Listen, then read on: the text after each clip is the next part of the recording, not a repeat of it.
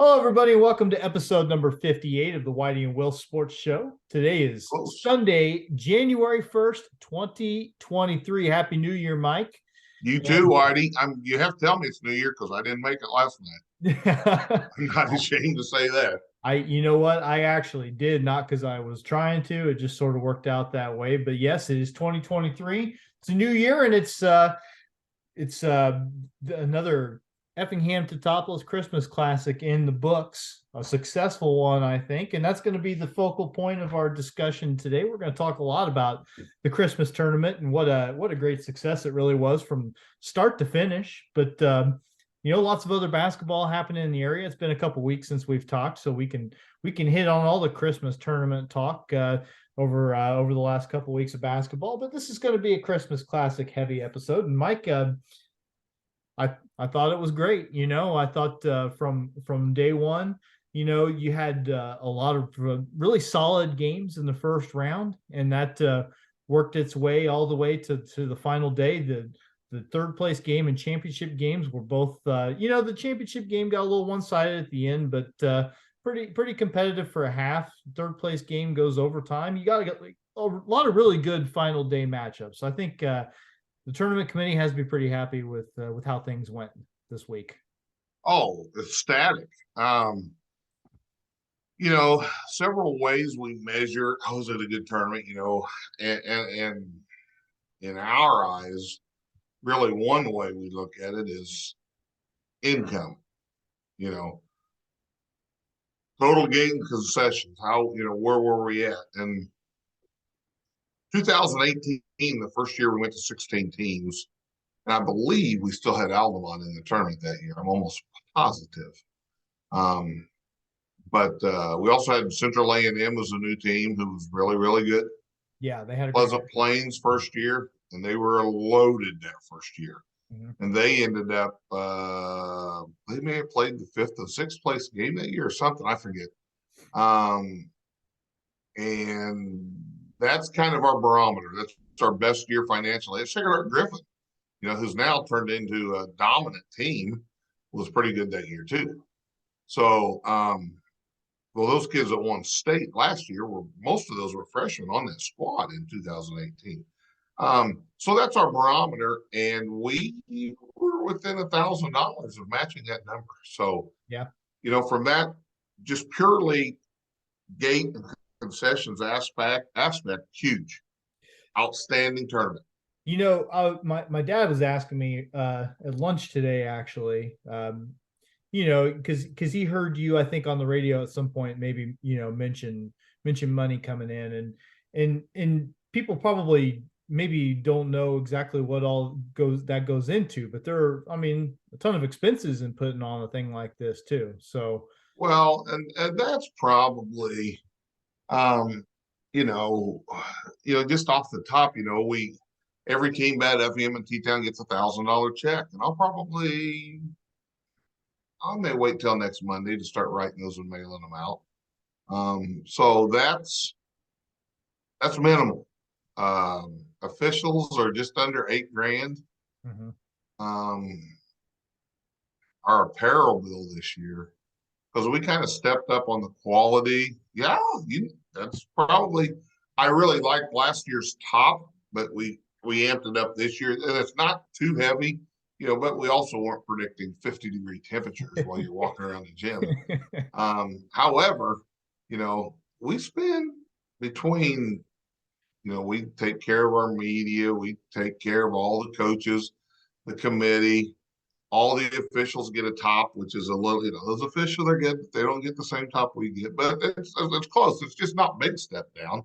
Mm-hmm. Different top. And then, the t-shirts, every kid gets one, every manager.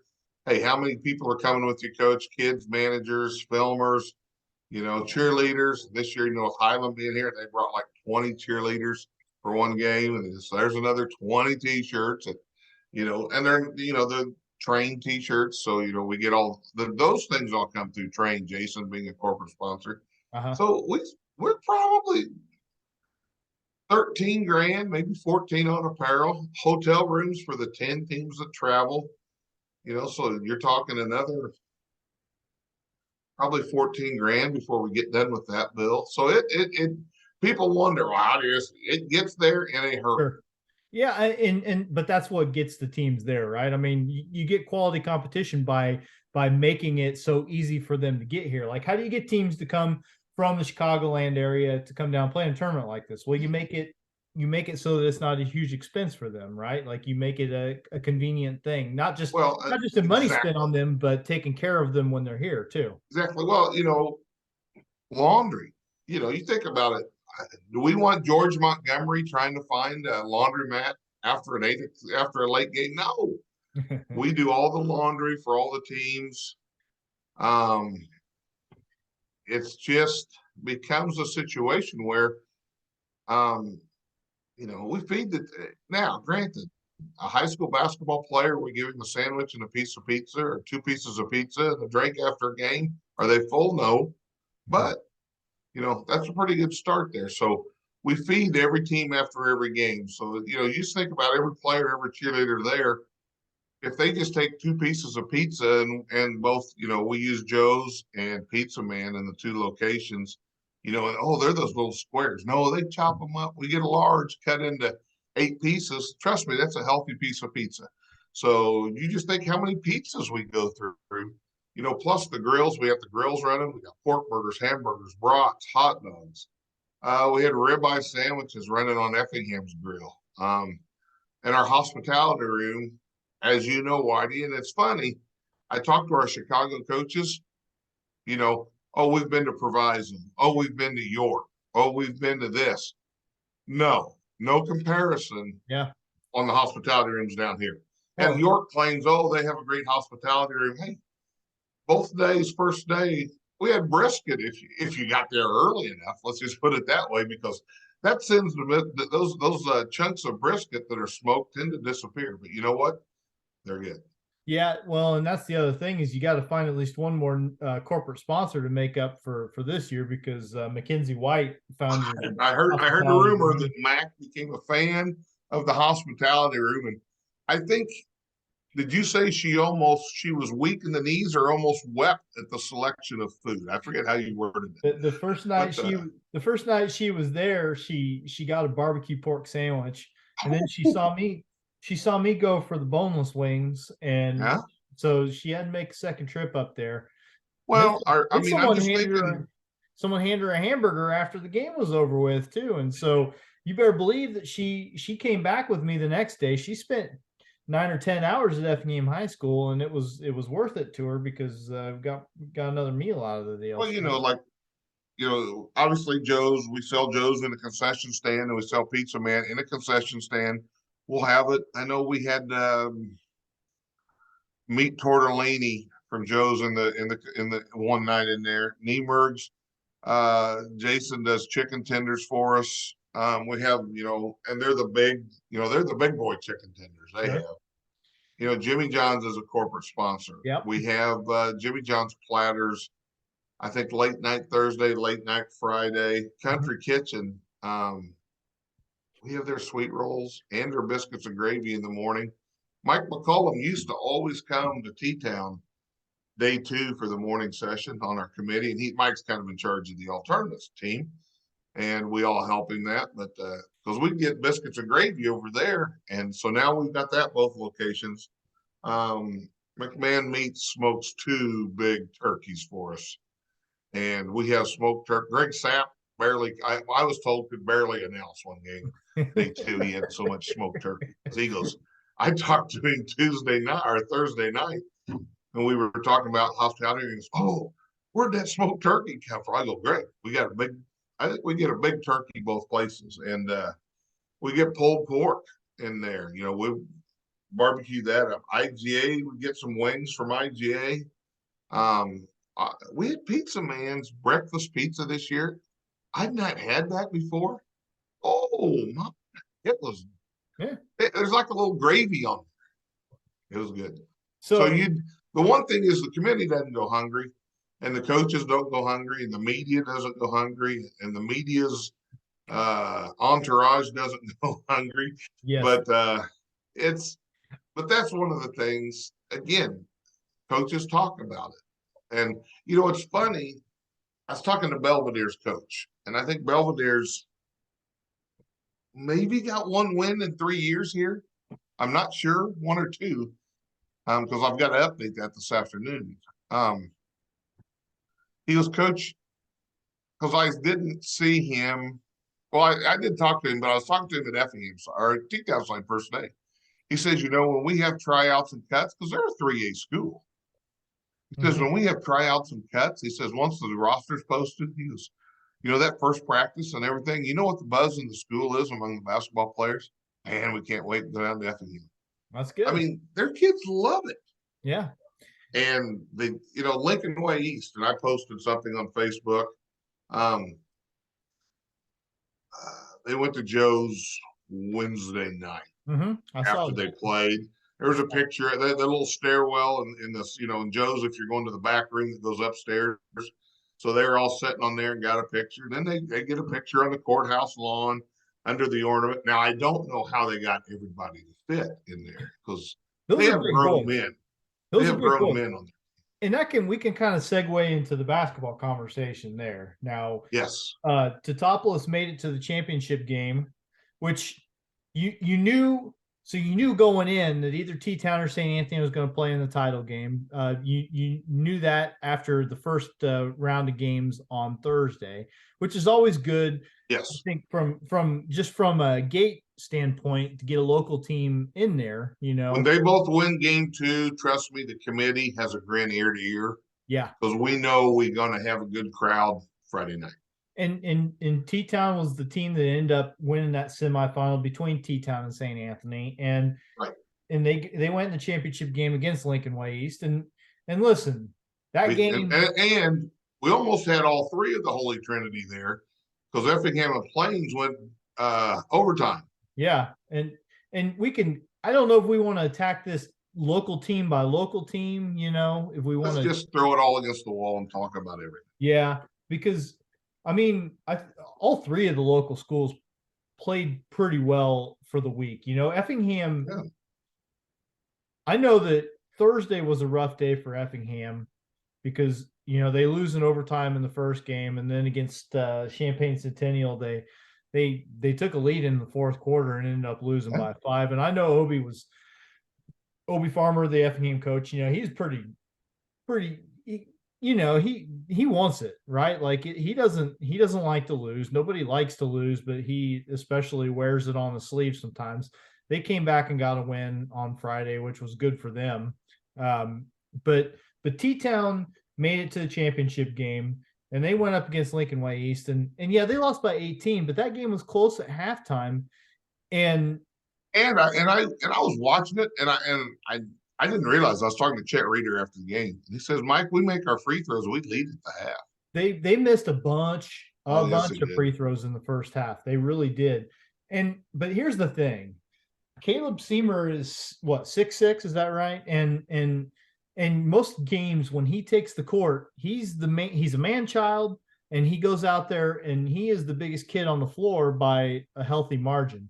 He takes the floor against Lincoln Way East, and there are 3 kids in their starting lineup who are his size or bigger. They started and 2 kids on the bench, at least 1 kid bigger, and then the Janikowski kid who plays football, who's the number 1 rated offensive lineman in the Midwest in the class of 24, by the way.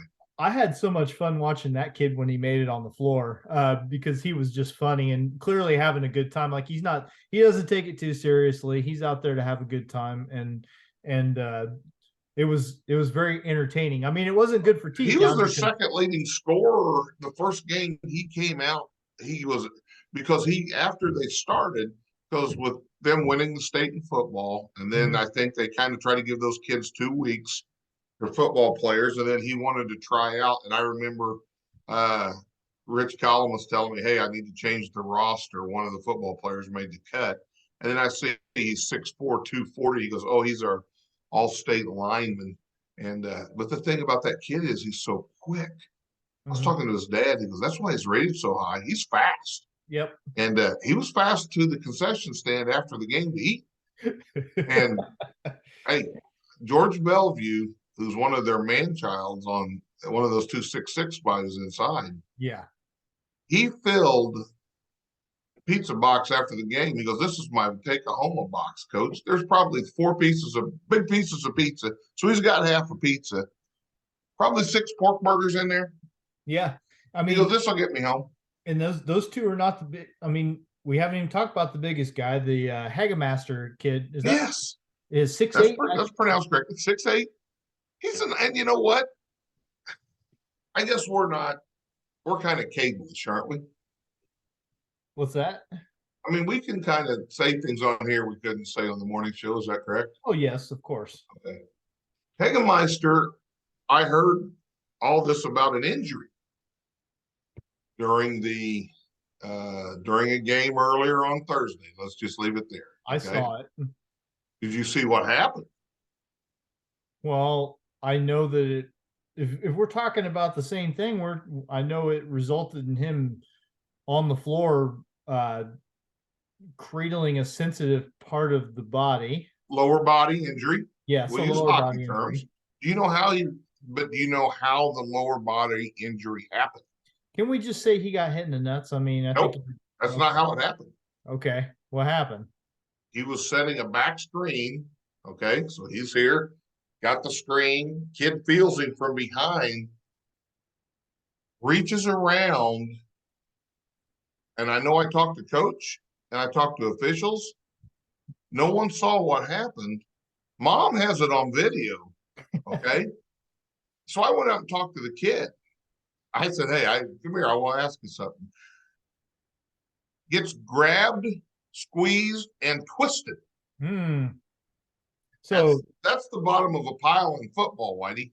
Yeah, not in the middle of a basketball floor. Well, I know I know it took a little while for him to Yes. Next game, he had trouble getting up and down the floor early. I don't think he played a lot against Plains early, but he was fine. He goes, "Yeah, I feel better today." I go, "Well, after confirming the story with you, I said I don't feel too good." But he was great. His mom, because with you guys or you guys at the X streaming audio video for the championship game, and and Rich said, "Oh yeah, you talk to her, she'll get the word out to everybody back home." Yeah. I went and gave her the link, and she said afterwards, she goes, "Mike, I was telling all these people back home, and they were just so excited."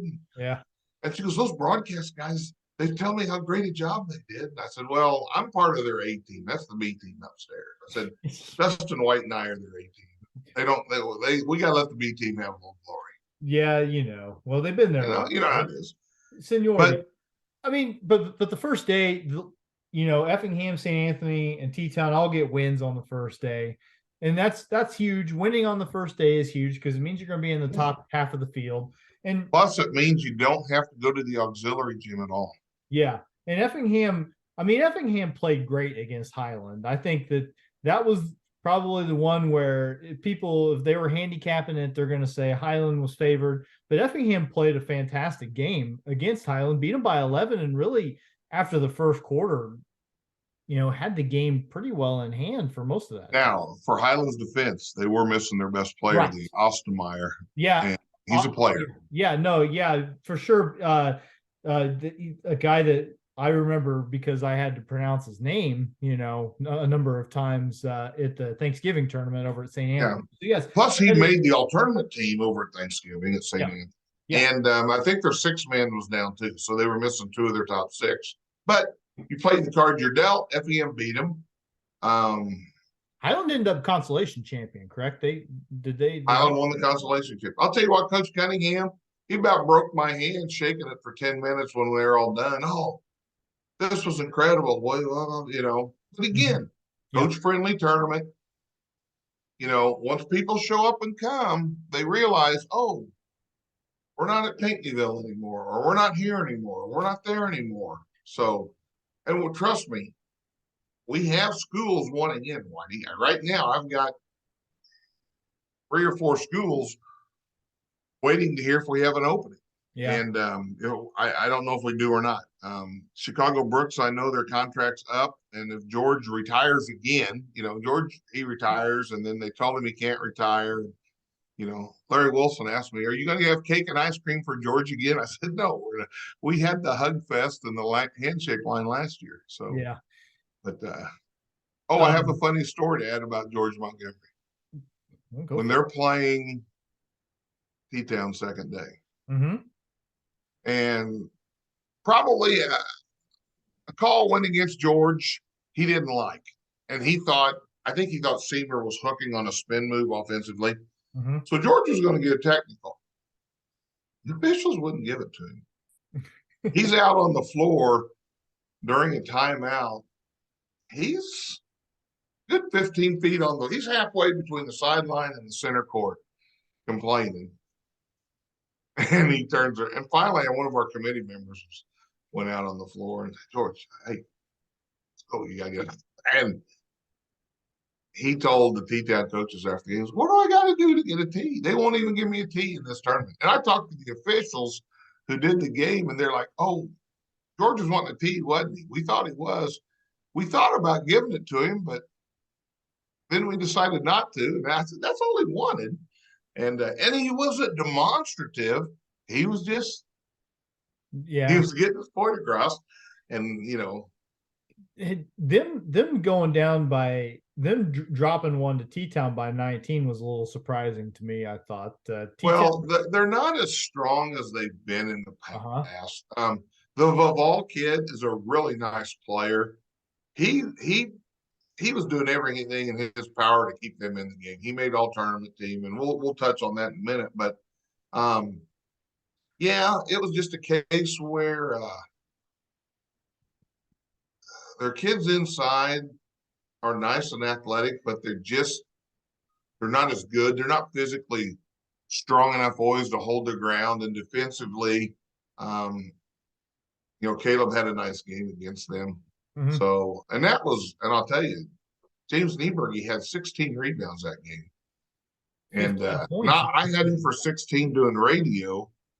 Our stat keepers upstairs did, and so did T-Town. So I felt like I at least, I pulled a Dustin White and kept good stats there. But 15 points and 16 rebounds though. yeah, that's not bad. That's That's 31 yeah, I mean, and played well. Well, he earned all tournament. I mean, and it was really come back that night, had another 8 or 9 rebounds that night. I think 8, had 24 for the day. yeah. Against Probably almost 30 points and 24 rebounds for a day. That's a pretty good day's work. Yep. T-Town won their opener against Charleston, beat them by 25 points, which Right. is, Brooks by 19. So they're steamrolling their way through it. Run into St. Anthony, and that game was a little bit closer, but And to be honest, neither team played well. I didn't feel I was on the radio, so I wasn't watching it like I would watch it if I was just a fan watching it. yeah. Um,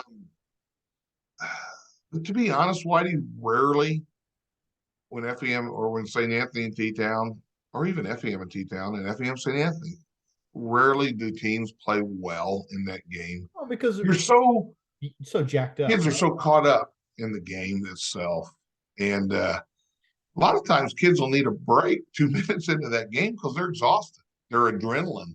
They're so pumped up, and then they just. Well, and yeah, I mean I'm sure they're jacked up for it. The atmosphere is different, right? Like it's not just another game. There's a lot of people, especially over at T-Town when it's a little more it's a little more closed in than at Effingham High Crowds a School. little louder, and crowds were good, and it was funny because at one point in the third quarter of the game, St. Anthony I think, was down 4-5, came back and tie it. And at one point, I know they're on defense, and Cody's hollering, and they're about 20 seconds into a possession, and Cody and then the St. Anthony crowd's on their feet trying to rally their kids. And it ain't 2 minutes later, T-Town goes on a 4 or 5 point run, and somebody hit a three. And then the T-Town fans are all up wanting to stop. And it was just both sides were into it. Yeah.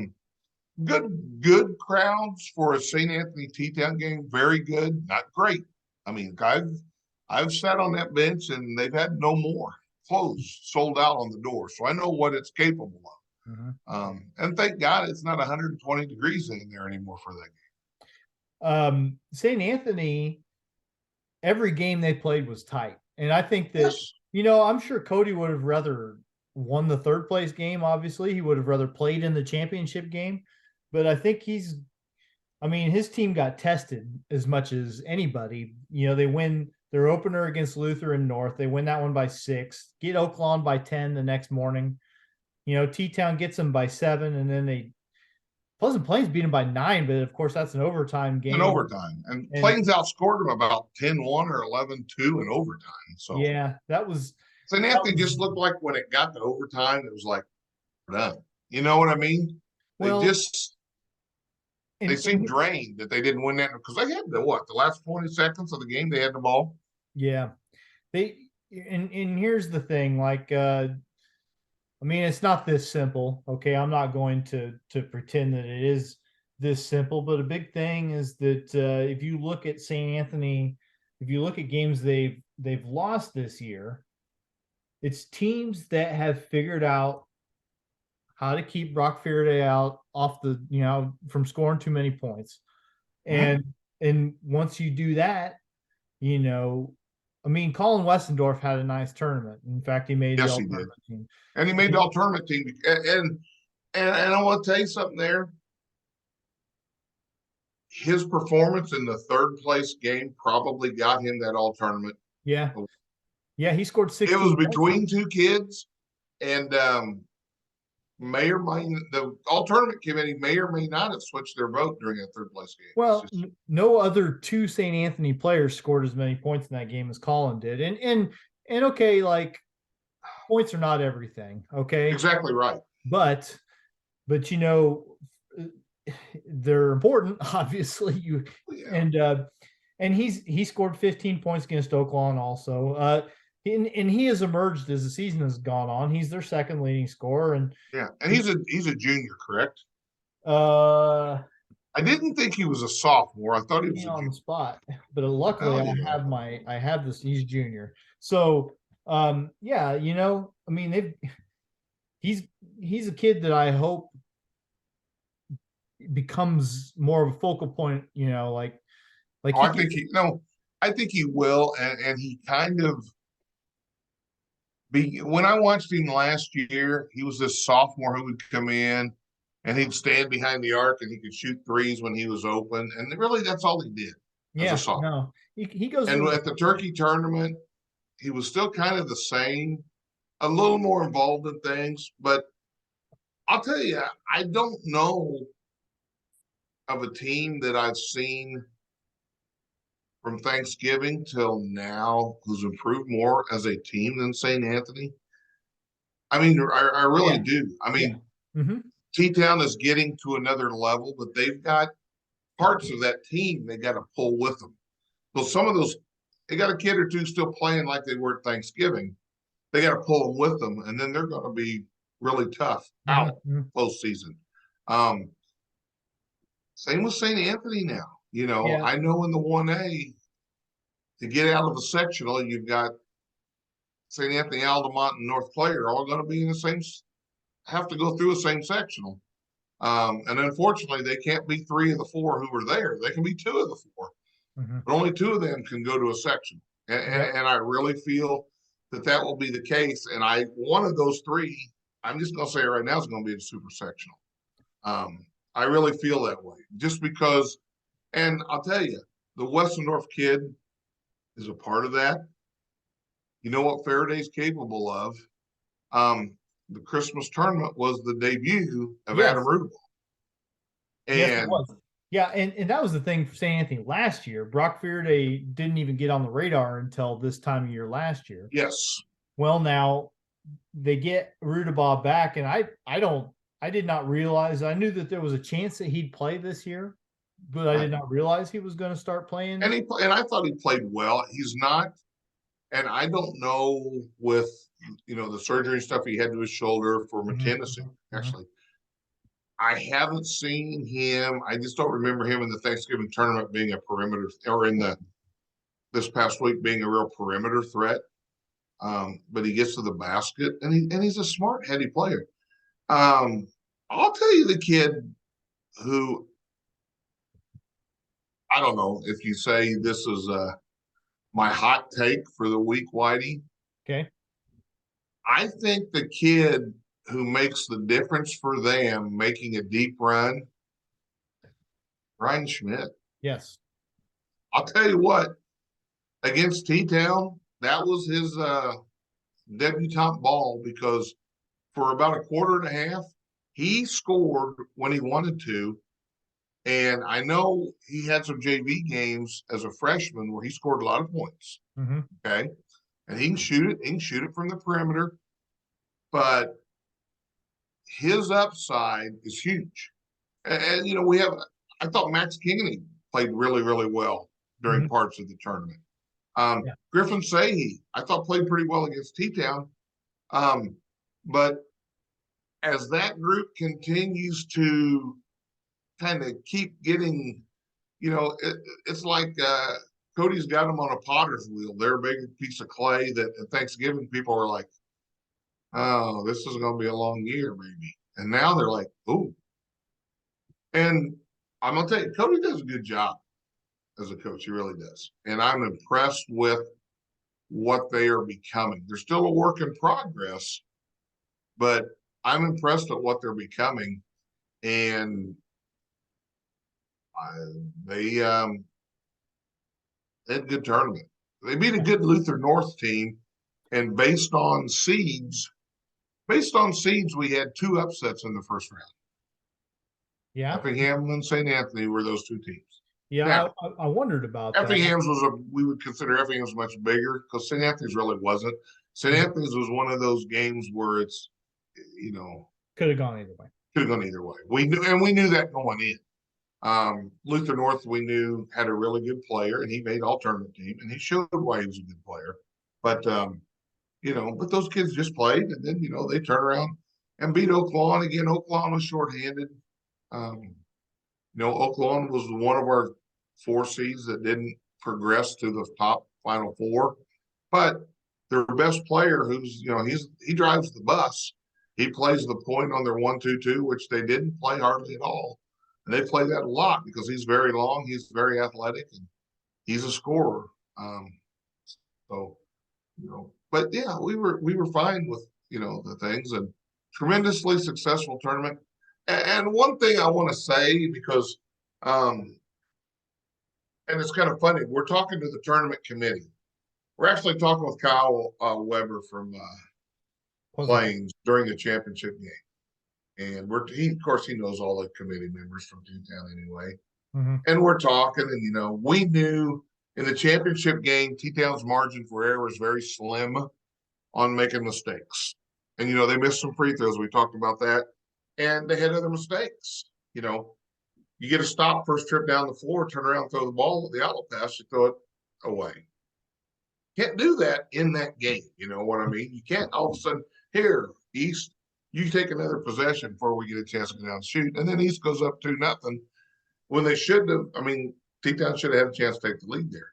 But the question that was posed to us was, would a Teutopolis starter be a starter for Lincoln Way East? And to be honest, I don't know if they could. And you got some T-Town kids that are good players. But, you look at Tolliver, guard for Lincoln Way. You talk about shooting the 3. Oh, yeah. Oh my goodness. Yeah. And just everything they do on both ends of the floor. Maybe. That was the thing. That was the thing about them. As much size as they have, like what came up a number of times in that game was that anytime T-Town make a little run and get back in it, somebody would knock down a 3-pointer, and that's tough to deal with.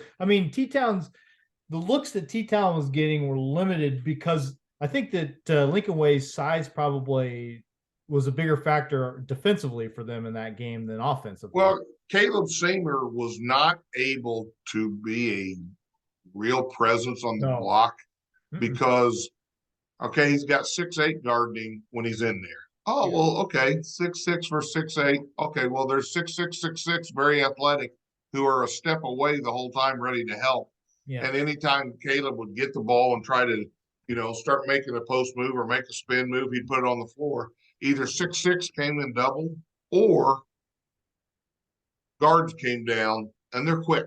But here's the thing, from T-Town's perspective, would you have liked to win the game? Of course. But are you ever going to face a team like that at any point in the 2A postseason? I talked to Chet after the game and he came up and shook my hand. Hey, this was incredible what we faced.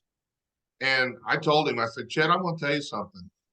In the postseason, there is no team on the 2A landscape that your kids can be remotely intimidated by after what you just faced. You're not going to face George Bellevue and Kyle. And I always butcher Kyle's last name, but they're the 2 6'6" men inside. And then you got Hegemeister 6'8" behind him. And then you got two guards who are lightning quick, can guard the heck out of you. Oh, and by the way, they can shoot the three. Yeah. They're and they got a freshman comes off the bench who's getting D1 offers, and he didn't do anything in the championship game. But Rich told me he'll come in the game, and you like the kid to get his, a little sweat worked up going down the floor. He goes, Mike, we've had close games. He's come in and hit 3 threes on 3 touches. Yeah, I mean, that's the thing. I mean, it's one of those things where you're going to get a lot of positive benefits out of that game, win or lose for T-Town. So it's you want to win a championship, and T-Town's won its fair share of championships in this tournament in the past, but they just ran into a extremely good team.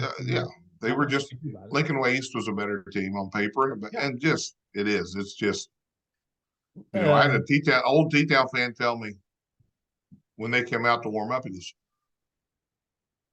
"Those are men out there." Oh yeah. He goes, "Do we check birth certificates like the old 12 and under baseball league?" I said, "No." I said, "Trust me, we've been seeing them for several. I mean, those guys have all been here for a couple of years." Effingham, again, we mentioned them losing that overtime game to Pleasant Plains. Game they lost that game by a point. Had a possession at the end, coming out of a timeout with 8 seconds left. A little bit of a snafu as far as probably what shot was taken, there at the end of the game, but they had their chance. The point is they had their chance. Centennial, they had their chances to win that game. They had their chances to go 3-1 in the tournament, some way or another. It didn't work out, but I think that as tough as those losses on Thursday were, and their last win on Friday was over Lutheran North, correct? No, Oaklawn. Oh, over Oaklawn. That's right. Okay, I was trying to remember who they were playing. And they got a win. They go 2-2, and I'm just going to tell you right now. Every coach, we want to go 4-0. Or St. Anthony and Effingham both go 2-2 in the tournament. Trust me, they're happy. Yeah. I mean, we could have won this. We could have done this. Yeah. But they always are. But to go 2-2 in this tournament, and I talked to Cody afterwards, and I said the same thing. Look what you faced. There's no 1A school you're going to face all the way through that's going to, you're not going to face the quickness and tenacity of an Oklahoma. Then you have T-Town. Oh, and by the way, then you're going to play Pleasant Plains. And Luther North. You look at the 4 games they played. Yeah. You can't get that in any tournament they can go to. Yeah. Not at all. Could they have been at Dietrich and run the table and won it and got trophies and been happy? Yeah. Not going to make you better. Let me throw something at you. I watched those 2 games Friday night, the St. Anthony T-Town games. I watched them with Seth James was sitting there. Actually, we were watching. He actually helped me out with the broadcast. I saw that. Millie had something come up, couldn't help you. Yeah, and so I pulled. So did you and Seth spend half the game talking about yoga athletics, or? No, we didn't. But I've kind of had it in the back of my head that I'd get him on the air at some point. And I did not hear it, but I heard he did a very good job. Yeah, but we were watching those games. We watched the Pleasant Plains St. Anthony game, and he said to me, he's like, I can tell that somebody who played for Ken Crawford coaches this team the way they play. Mhm. Do you feel like that's a pretty good assessment of Pleasant Plains? Yeah, I think. Oh, I do so. I think. And here's the thing about Pleasant Plains: their best, probably their best 3-point shooters, got a broken leg in football. They Mm-hmm. lost 2 kids who would have been starting for them in football. Okay, Mm-hmm. so they never were there for Kyle, and he has this every year. One of his kids gets hurt in football, and then, um, but yeah, and then he lost another kid I know during the tournament. Trainer Troy actually had him take this. They I took talked this to kid to get I X-rays. Yeah, talked to it Troy about wasn't a that. broken foot. Troy thought he actually had a broken foot, but he didn't. Mm-hmm. But yeah, and that's the thing. We worked and worked to get Plains here because I know how Kyle plays. And, hey, Kyle, you and your wife get to both spend time with your family at Christmas. Mm-hmm. Yeah. So that's a selling point. Um, and that's the good thing about it. And they do. They they are kind of a wooden shoe light up in spring. And it was funny. I was talking to Kyle that after the championship game was over, the committee we made sit around and have a couple of cold sodas after the game, and Kyle and his uh, mom and dad, and I think his wife and his brother and sister-in-law were there, and we were talking, and Kyle said, we were talking about this during the game. How many T-Town kids? 15. I don't think Chet doesn't even have 15 on the roster right now. 12, I think he dresses. Say of those 12 kids, how many of those 12 kids have at least one parent who's a T-Town alum? So we were counting, and I think the only one that doesn't is Brendan. Or oh no, I took that back because Ronnie graduated from T-Town. I'm not sure any T-Town player did not have at least one parent who was a T-Town alum. Okay. Yeah. Pleasant Plains, I think when Kyle was talking about this, has maybe 2 who have a parent who was a T-Town alum. Or who was I'm sorry, a Pleasant Plains alum. I understand. I understand what you're Yeah, saying. you knew what I meant. It's just they got lost in translation. So, which happens a lot with me. But he says you look at that, so you have that familiarity with the program. You have that expectation of a program. It's ingrained in those kids' heads when they step on there. So, he says that's another big advantage they Um, and speaking of Teutopolis influence, Newton had got off to a rough start in the tournament. They lost to Centennial have. in the opening round. I don't know. I don't know if that was on paper what you were expecting there, but That was our traditional 8-9 seed, Whitey. We'll open the crypt a little, I'll tell you that. what you wouldn't have expected is for them to turn around Thursday morning and get beat by Mattoon. Yeah, that one shocked me a little bit. But then they turn around, they get Knoxville, and they get Dixon. They beat both of those teams. Get a couple End of up 2 and 2. yeah. So Newton made a run to the third place game last year, graduated almost everybody, but they've been off to Right. such a good start this season that you thought maybe they'd make a little noise this time around, and they did manage to get a couple of wins. So really, all the local teams able to And I watched them in Dixon. That game almost was an overtime. yeah. Yeah, Newton, they've obviously got a standout scorer in the Nichols kid, but they've got some other pretty good pieces. And the Yeah. thing is, I was looking at that roster. They graduate. They've got one senior, Okay, so one. they've got Yeah, one this senior. junior class, when they came, last year's class and this year's class, they knew they had 2 good classes in a row. And Troy said, hey, we want to be improved for the postseason. That's why they came. Now, Yep. you got one more, I think one more year gets them 4 years. Will they renew? I don't know. And that'll be totally up to them, but it's been good for them. I do know that. And Troy will tell you that. When Craig Carr as AD sits on the bench with him, they'll both tell you it's been good for him. We'll see. So all tournament real quick, and then we better start talking about some Okay. stuff, or we'll go on.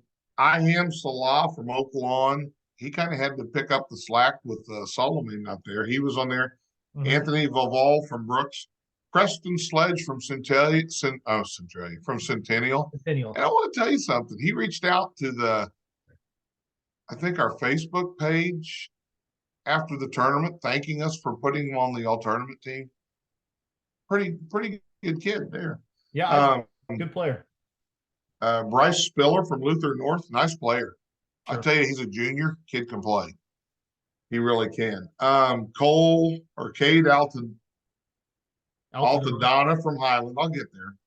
Colin Westendorf from St. Anthony. Zach Fowle from Pleasant Plains. Zach's mom's a Dietrich alum. So there's a tie there. Garrett Wolf from Effingham. Caleb Oakley from Charleston. And you know what? Yeah, Charleston was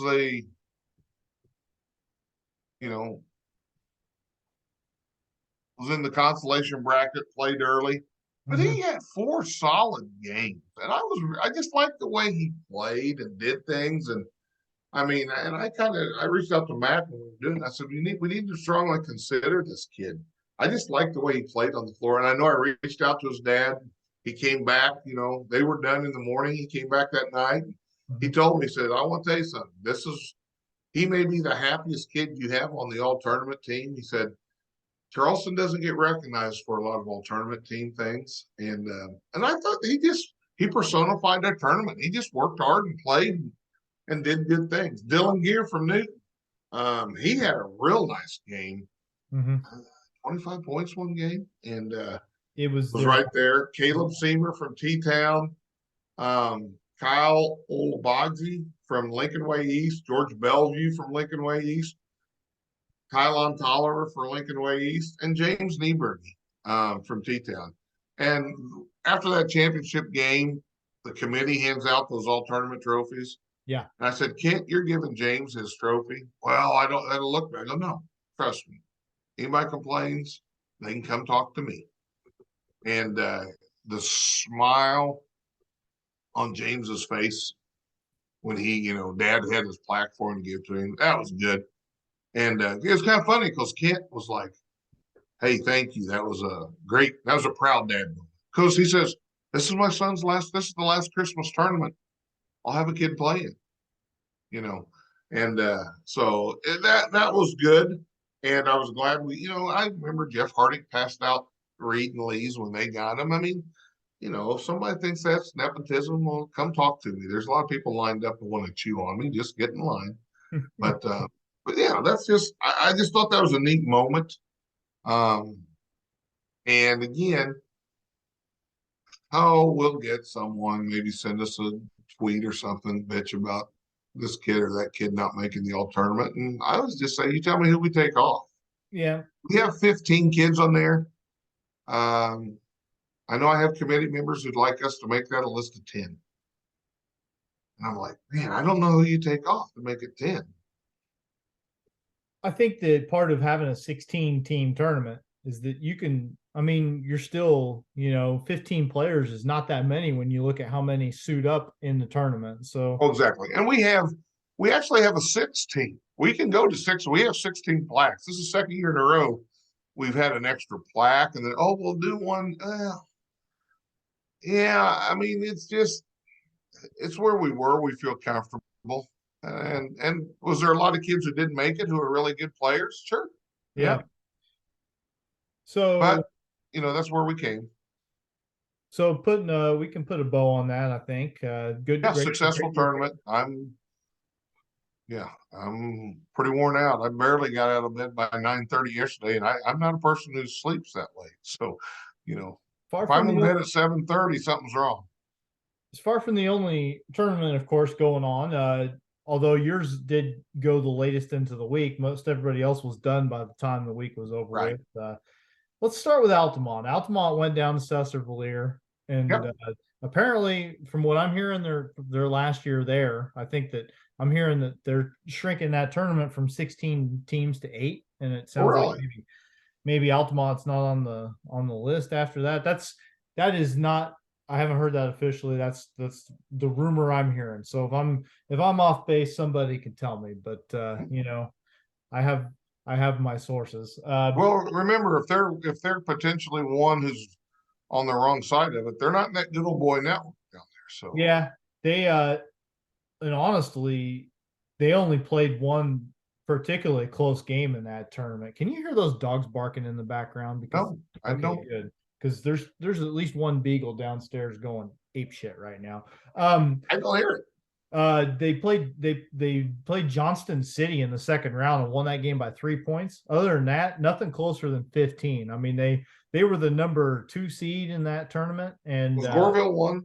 no, Goreville. So Goreville was actually yeah, no, they were not. I'm gonna look it up. But yeah, the number 1 seed in that tournament was actually Sparta, and they got knocked off by Goreville in the semifinals. Goreville was the 5 seed, so Goreville upset a couple of teams on their way to get into the championship. But Altamont beat Goreville 57-40 in the title game. Doesn't sound I thought like I saw one of those games. Mason Robinson, some kid shoved him down after a basket. I saw that video too. And almost kind of took a half step towards him and wanted to say something to him. And I don't know. I wouldn't tangle with Mason Robinson, but that's just me. He's a pretty big boy playing with He the is.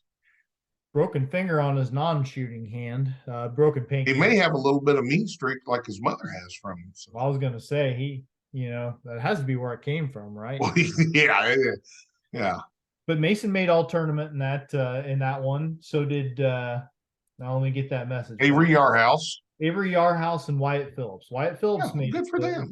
And Wyatt, that's nice for Wyatt, because if you look at their scoring list, he's their 5th leading scorer after that tournament. That's after he scored 8, 9, 15, and 10. So, again, that probably I wasn't there, but that probably lends credence to the fact that, if you're picking an all tournament team, you're not just looking at point totals. I mean, right. It would be easy to just pick the leading scorers and do that, but there's more to it. And not that his point totals weren't good, but I'm guessing that there were probably kids who scored more than 42 points in the tournament that didn't get on there. That's always nice to see somebody get recognized that probably didn't go into it thinking that they would. I guess exactly what I'm getting around to. Mason, you kind of expect it. He's their leader, and a very good ball player. And Avery Yarhouse, their 2nd leading scorer, but nice for Wyatt Phillips to get on there as well. And Altamont, they've got themselves up to. Let me look it up. They're up to 10-3 on the season, so it's get a championship there. That's good for them. And speaking of NTC teams to get a tournament championship, you also had South Central beating Diederich in the title game of the Diederich boys tournament. Yeah, I didn't see who won that game. So South Central beat them. South Central 55-46 over Diederich. South Central boys are up to 11-4. They ran the table in that tournament. Won every game they played. Diederich, had some. They won some pretty. You look at what Diederich did; they won some pretty lopsided games throughout that tournament. But then it was apparently a really nice competitive championship game. So South Central gets the win there. And they're going to be one of those teams that gets up against these. I mean, they had a rough night against Altamont in a conference game. A few weeks ago, but I still think that you get them on the right night and they're going to make life tough for some of the upper echelon conference teams when they run into each other in regular season games.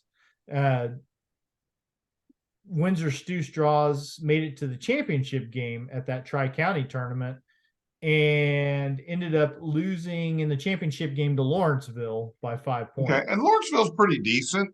Yeah, I think Lawrenceville's on an upswing right now. So yeah, Lawrenceville, Altamont, 2 former Capital or Christmas Classic teams winning other tournaments. Now, let me tell you something. And I'm not gonna. Hart Griffin, another winner, a former alum from our tournament. I don't want to pile on here, but Windsor Stew went to this Tri-County tournament, and in the first round, in the first game of pool play, they were supposed to play DeLand Weldon, and DeLand Weldon ended up having to forfeit, didn't play in the tournament, which caught my eye because I looked at last year, and Windsor Stew was also supposed to play DeLand Weldon in that tournament, and they had to forfeit that one as well.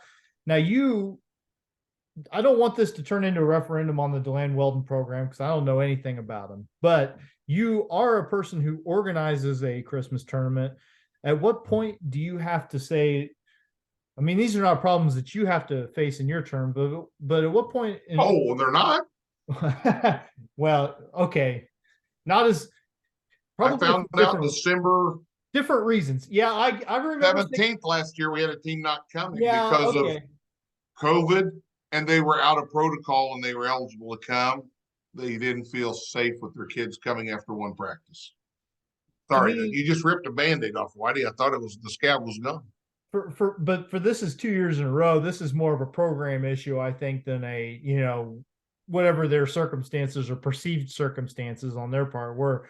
Uh, I guess what I'm saying is, as a tournament director, at what point do you just have to say, like, listen, we're sorry. We know that this isn't helping you any, but we have to go in another direction because Chrisman doesn't get to play on the last day of that tournament because the team that they were supposed to play in the seventh place game didn't show up. Well, And everybody gets in these tournaments to get games. That's the yes. point. So, Well, the first thing I think you got to deal with is just like and we've lost. I had a conversation with an athletic director. Said, "Well, we don't have any contract. We're not coming." And I had to, had to send them a contract, and then they said, "Well, we don't. We have a new principal, a new coach, a new athletic director. Sorry, we're not going to come." Found that out at Thanksgiving a couple of years ago. That was the Academy of Law team. Scrambled to get a replacement there, and you can get people, but rarely do you get someone who is an addition to your tournament. Now, Knoxville, we got last minute last year because and they they weren't played well. playing, and good addition to our tournament, especially last year. Yeah. But the team last year that pulled out, and it was, well, it's COVID and we're only going to have one practice, and we're really going to be down next year. Well, wait a minute. You signed a contract to come here and play, and now you don't play because of COVID. Well, we don't have a tournament because of COVID. Now you're not coming, even though you're cleared to play. And then you're not sure you can honor the third year. So it becomes a good riddance at that point. And with these guys at Tri County, I'd have been all over back in October. Are you going to be here? If you're not coming, tell us now so we can find somebody. And you don't, that contract has been thrown in the shredder. I'm sorry. Yeah. There's too much. I mean, that's one of the things. There's too much work that goes into pulling this off. There really is. That's the whole. Our committee's there 10 o'clock day one at T-Town, making sure the locker rooms are, everything's good to go. We don't want to be embarrassed by having someone not show up. Yep. And I mean, we got to move through this stuff because I just don't want I to know. I got long-winded tonight, buddy. Because, like, I mean, I could talk about all the Apollo teams and what they did and all the other, but I don't know. Our girls, we had Effingham, T-Town at Charleston. Yeah, Effingham and T-Town went to the Charleston Holiday Tournament, and I've heard some talk about Matt Toon's got one, Charleston's got one. Yeah, between their two fields, I think you could have you can get a decent 8-team tournament out of that. Pretty salty girls tournament because you got at Matt Toon, you got, Altamont's in a kind of Altamont, St. Anthony, Mahomet, they're all over at Matt Toon. Altamont is unfortunately without Grace Nelson, and it kind of sounds like probably for the rest of the season. Yeah. She went down in their game against Neoga a couple weeks ago, and that was a shame for Neoga because Neoga was playing so well and doing such a great job that the asterisk kind of comes up whenever she gets hurt in that game. But Neoga was playing excellent. I wouldn't worry about asterisks, but the headline for Altamont pretty much spans from there to the end of the season because it was a kind of a non-contact play. She went down. I haven't heard an official diagnosis, but it was pretty clearly something with the knee, I think. And yeah, I think she's actually having surgery here in the next couple of days. Yeah. So, that's tough. But my point is that the Matt Toon field's got some good teams in it, right? The St. Anthony girls are in it. Altamont is a real solid club. And Charleston, You got Effingham and T-Town in there, but then the Charleston fields also got Charleston and Danville, and those teams were Yeah, getting held to single I digits. think between the two, you can probably get a nice 18-team tournament because we were pushing hard to start try to do our own girls tournament, but I Yeah. don't think a couple things happened. I think that took a lot of our momentum away. In that Mattoon tournament, as far as our local teams, St. Anthony ended up in fifth place. They ran into some big schools, right? Like the St. Anthony beat Sullivan on their first day over there. They lost to Galesburg. I don't know anything about Galesburg, but it's a big school, right? Usually a pretty good girls basketball program. Then Galesburg used to play the Grinnell style. Yeah, they did, right? 5-for-5 subs every time play stopped, because they used to be at the Charleston tournament back when it was Yep, a bigger fun to watch. thing. Yeah. Um, St. Anthony beats Altamont in a game, a pretty one-sided game. Uh, they beat Olney in the fifth place game. Altamont, didn't win. You had at the Charleston tournament, meanwhile, uh, T-Town, the T-Town girls ran the table, and they got tested a couple of times though. Yeah, They played Effingham, their third game of the tournament, on Tuesday, and it was a 6-point game. They beat Effingham 42-36. That was Effingham's only loss. right. And then Tri-County played them within 2 points on Wednesday, which I'm gonna guess Lori probably wasn't real happy with that one. Well, I think they're still trying to find that offensive consistency. But they are 14-2 on the season, Oh, I and know. it's hard to complain too much about I that. know. I know. No, I know. But you want to be seeing things building.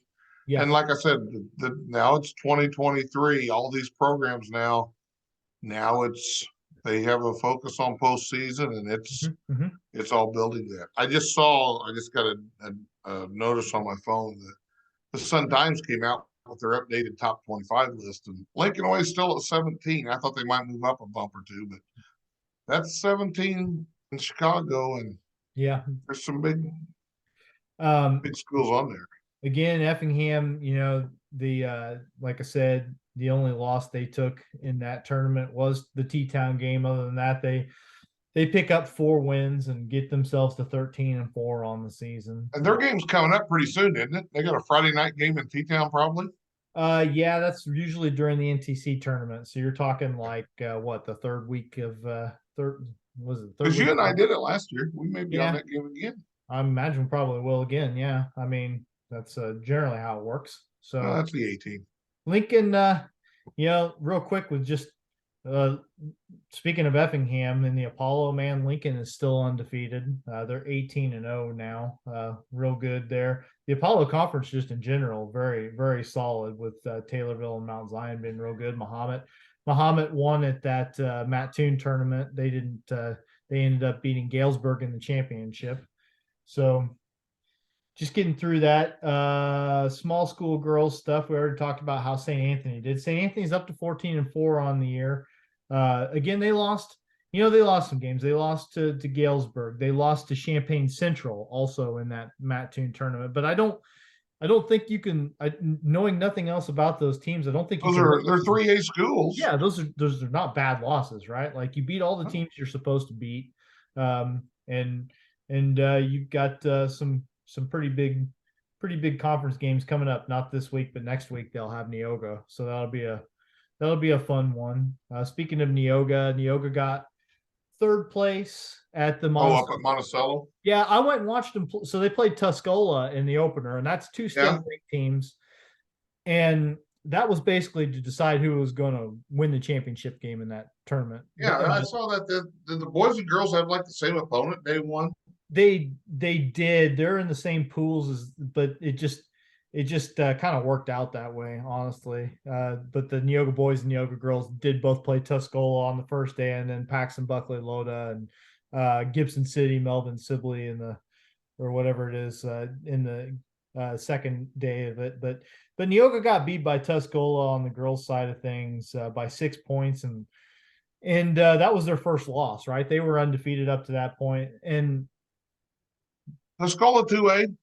yeah, no, Tuscola's There are 1A. yep, and Okay. quite honestly, outplayed Neoga. I don't. I mean, obviously, I talked to Seth afterwards, and I mean, he's always going to be diplomatic about things. But I was, I just feel like Toscola played harder, and so. But he said what he would say to me is that he hopes they get another chance. There's Sure. every chance that Tuscola is in Casey for a sectional in Yep. a I'll couple say months. that'd be your section. That'd be in the sectional, and somebody you got to You Neoga or St. Anthony or both are probably going to be there. yeah, you'd like to get another crack Or at it. Cowden Herrick Beecher City. Yeah, Cowden Herrick Beach City. Let's see, they didn't play this week. Those girls were not playing. Um, and with Altamont having the Nelson situation come up, and they already lost 3 conference games anyway, so they're sort of out of Right. the running for the NTC at this point, I would think. Yeah. Probably as far as regionals and stuff go, but CHBC is still, they're 9-5, so they've lost some games. I've heard that the Heckert girl kind of, she's got some stuff that's slowing her down a little bit, injury wise. Like she can play the Hear that. games, but she's got to get ready for it, right? Like Right. she's not 100%. Brownstown St. Elmo, those girls were in the Diederich tournament and they ended up losing in the championship game to Marshall. So they're 12-5, but you really do see the NTC girls kind of shaping up as this Neoga and St. Anthony are going to play week after this coming week, and that's going to Yeah. be an enormous game in those conference. Well, that'll decide the conference, won't it? Because hasn't St. Anthony beat Altamont and CHBC already? Yes. So yeah, you're right. Neoga's 5-0, St. Anthony's 4-0, but St. Anthony they've played those 2 other big games already. They haven't played Brownstown yet, but it probably is going to come down to that game. So that'll be a really big one. I'm thinking Christmas tournament wise, I think that's it. I covered Diederich, the girls with Brownstown finishing second there. Oh, North Clay's girls, they went to a tournament down at Crystal Rock Lutheran, ended up losing the third place game. But I was kind of impressed with the field they were in there. I mean, they played Trenton Westglen in the first game there and beat them. There's some pretty good sized schools in that tournament. So that was 2A. Yep, for sure. Yeah, I don't know. I mean, again, that's a quick and dirty overview of the other Christmas tournaments. We obviously focused more on the one that we both spent most of our time at, all of our time Right. at. But what it basically boils down to is that what I've been saying all along is that we got a lot of really good teams, especially the National Trail. I just continue to see a number of schools that are going to make an early exit from the postseason because they're all going to run into each other. But And that's their biggest problem. yeah, but they're really good, really good teams. As far as the week coming up, there's not a ton of really sexy matchups. For Now, when does T-Town play St. Joe and Prairie Central boys? all I know is it's not this week, Mike. I know they've got Okay. No, that's fine. I they didn't go to know. Monticello this week, and then Warrensburg Latham comes in on Saturday. Okay. I feel like maybe Monticello played in the championship of the boys tournament. The boys the Monticello tournament, obviously. But I don't know exactly what they've got. I don't know anything about Warrensburg either. But T-Town, those are the kind of schools T-Town plays, though. There are not a lot of breaks in the schedule as far as as Yeah. far as I can tell. I just looking to see if Aaron Britton has his new rankings out yet. I don't think he does yet. And while you're looking at that, the T-Town girls, they go to Mattoon on Thursday. that's not the matchup that it was last year. Right. Mattoon's a little further down. They're a 500 team. I think they played well at their own girls tournament, but they're a 500 team. And then T-Town goes to a shootout at Breeze Central on Saturday. I do not know who the opponent is. Oh, I Teton girls? yeah, Yeah. I was Because they looking. already play Central in modern day. It's not one of those two. This might be it. The pause shootout. I'm Yeah, looking. that's it. I'm just looking to see if there's an actual schedule on this page here. Not seeing a schedule, unfortunately, though. So we'll have to wait and see who they face. Speaking of shootouts, North Clay is hosting a boys basketball shootout on Saturday, and I it used to be they used to call it the Midland Trail National Trail Shootout, but Yeah. they've rebranded, I think, because some of the NTC teams that were in it, or just some of the schools that have been in it, have not been able to renew that. But still, several NTC schools are in it. St. Elmo Brownstown plays Grayville, Cowden Herrick plays Lawrenceville, Diedrich plays Ramsey, North Clay plays Edwards County. I'm not sure. Um, I think I can pretty much predict how most of those games are going to go, but but anyway, that's going on. I'm just looking. Effingham goes to Olney Tuesday night.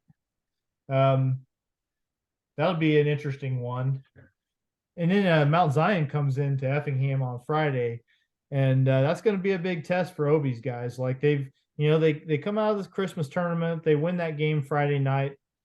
To feel pretty good, finish seventh, right? You got to feel pretty good about things, but you step right back into the fire. You play Olney on the road, and then you got the best team in the Apollo coming in for a Friday night game. So that'll be interesting. I'd be interested to get a look at Mount Zion. They're 14-2 on the year, obviously a very solid team. But other than that, NTC boys, there's only one conference game this week.